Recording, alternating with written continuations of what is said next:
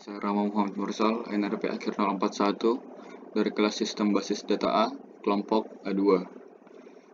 Pada kesempatan kali ini saya akan menjelaskan tugas praktikum 2 tentang MySQL. Jadi, untuk soal yang pertama itu berkaitan dengan penugasan di modul 1, yakni kita diminta untuk memberikan tipe data beserta ukurannya pada tiap atribut di tiap entitasnya, lalu memberikan penjelasan mengenai hal tersebut. Langsung saja, ini adalah ER diagram yang saya bentuk di penugasan 1 sebelumnya. Di sini juga saya telah menetapkan tipe data untuk masing-masing atribut. Langsung ke entitas karyawan saja. Di sini untuk atribut ID karyawan, saya set tipe datanya sebagai varchar, ukuran 10, tidak boleh 0. Di sini saya menggunakan varchar karena di sini saya mengasumsikan bahwa ID karyawan ini tidak hanya menggunakan karakter angka, tetapi juga menggunakan karakter huruf. Lalu nama karyawan, varchar 30, tidak boleh 0. Karena di sini saya menganggap 30 ini sudah cukup untuk menampung nama karyawan. Lalu alamat karyawan, varchar 50, tidak boleh 0. 50, karena menurut saya 50 ini juga cukup untuk menampung alamat karyawan. Lalu tanggal lahir karyawan, date, tidak boleh 0. Di sini date karena menurut saya yang dibutuhkan dari tanggal lahir itu ya hanya hari, bulan, dan tahun. Lalu untuk entitas produksi anggur, untuk ID produksi, sini integer tidak boleh 0. Karena di sini asumsinya tipe data atau data dari ID produksi ini hanya menggunakan karakter angka saja. Lalu yang kedua ada ID karyawan, ini sama seperti di karyawan. Lalu yang ketiga ada jenis anggur, di sini saya set sebagai varchar 20 not 0. Di sini 20 karena menurut saya 20 ini sudah cukup untuk menampung nama atau jenis anggur. Lalu jumlah produksi integer tidak boleh 0 karena jumlah berkaitan dengan angka, sehingga saya set sebagai integer. Lalu waktu produksi date time tidak boleh sama dengan 0.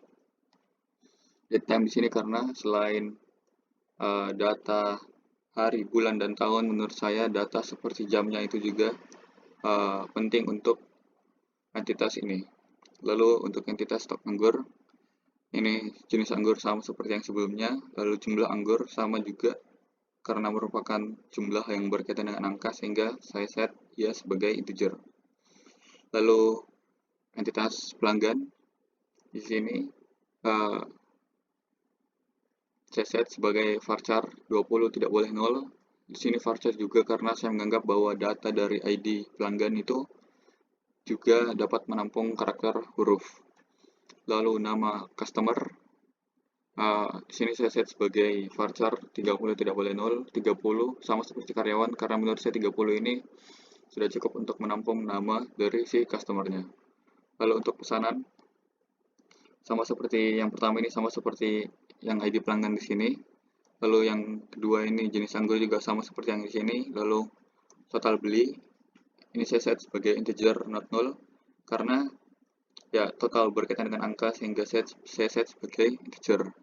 Lalu total pembayaran juga, sini saya set sebagai integer dengan asumsi bahwa ya setiap pesanan ini itu merupakan bilangan bulat. Lalu untuk transaksi, ID transaksi di sini merupakan primary key, saya set sebagai integer karena di sini asumsi dari data ID transaksi ini hanya menampung karakter angka saja. Untuk ID karyawan sama seperti yang ini, untuk ID pelanggan juga sama seperti yang ini.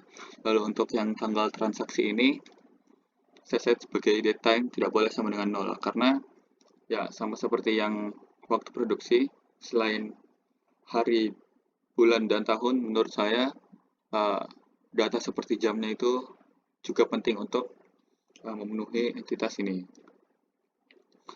Lalu untuk soal yang kedua ini diminta untuk membuat database menggunakan konsol SQL dengan format kode kelompok dan SPD. Kode kelompok strap garis bawah SPD. Lalu hal yang pertama yang harus dilakukan itu membuka SAM, lalu menyalakan atau mengaktifkan modul Apache dan MySQL di sini. Lalu kita buka localhost. strap php myadmin.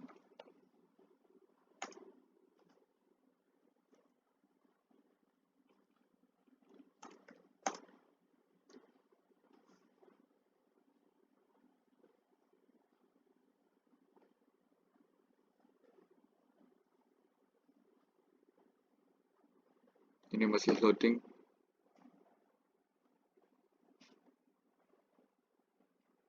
Lalu setelah PHP MyAdmin yang terbuka, sebenarnya ini saya sudah login.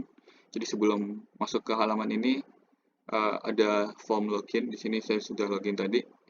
Jadi tugas atau yang pertama itu diminta untuk membuat database menggunakan konsol SQL dengan format kode kelompok garis bawah SPD. Jadi langsung saja di halaman utama ini kita ke SQL, lalu ketikkan query create database